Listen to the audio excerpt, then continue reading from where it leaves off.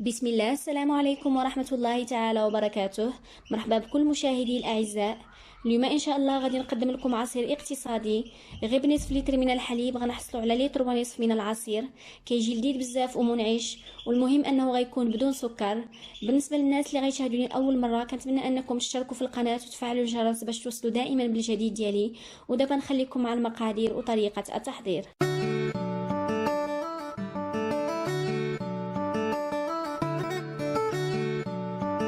في المقادير عندنا نصف لتر من الحليب، نصف لتر من الماء، 7 ديال التمرات اللي حيدت لهم العظم او النوى، واحد ساشي ديال الفلون بالنكهه ديال الفاني.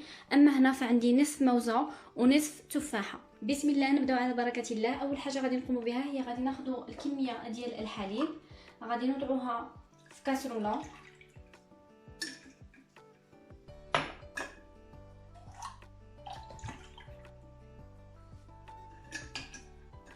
غادي نضيف عليها ساشي ديال الفلون كيف ما قلت لكم بالنكهه ديال الفاني، وغادي نحضروا الفلون ديالنا بالطريقه اللي كيعرفها كلشي. الفرق الوحيد اننا ما غاديش نوضعوا فيه السكر. غادي نوجد الفلون ديالي وغادي نرجع معكم.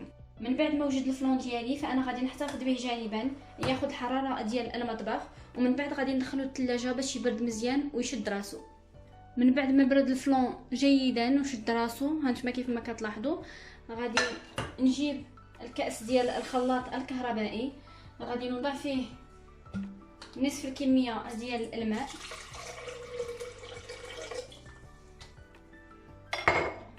غادي نزيد عليه الحبات ديال التمر. من الأحسن أنكم تستعملوا التمر اللي يكون معسل، يعني كيكون حلو أكثر، لأنه كيف ما لاحظتوا ما غاديش نستعملوا نهائيا سكر سنيده. وبطبيعه الحال كيبقى على حسب الذوق ديالكم، تقدروا تزيدوا واحد شويه ديال السكر سنيده. غادي نطحن هاد العنصرين مع بعضياتهم جيدا. غادي نزيد في هذه الاثناء الكميه المتبقيه ديال الماء،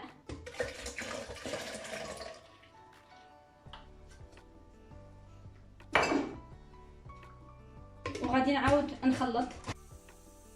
غادي نجيب واحد الاناء وغادي نوضع فيه المصفات، وغادي ندوز هذا الخليط فيه. فهاد المساله هذه كتخلينا اننا نتفاداو يبقاو لنا القشور في العصير. في حاله كان ما عندكمش مشكل فيهم وكيعجبوكم فانتم تستغناو على هذه المرحله هذه. غادي نرجع مره اخرى الخليط للكاس، غادي نضيف عليه نصف موزه ونصف تفاحه اللي قطعتهم قطع صغيره بهذا الشكل هذا. تقدروا تكتفيوا غير بنوع واحد من الفاكهه، يعني ديروا غير تفاحه كامله او لا موزه كامله، وتقدروا تعوضوها حتى بنوع اخر. مثلا تقدروا ديروا الفريز، تقدروا ديروا لافوكا، كيجيو رائعين جدا. غادي نخلط مره اخرى هاد العناصر جيدا. من بعد غادي نجيب الفلون اللي سبقنا وحضرناه وغادي نضيفه على الخليط، غنضيفوه كامل وغادي نخلط مره اخرى جيدا حتى نشوف انه مبقاش نهائيا الفلون كيبان في الخليط، يعني ينسجموا العناصر مع بعضياتهم جيدا.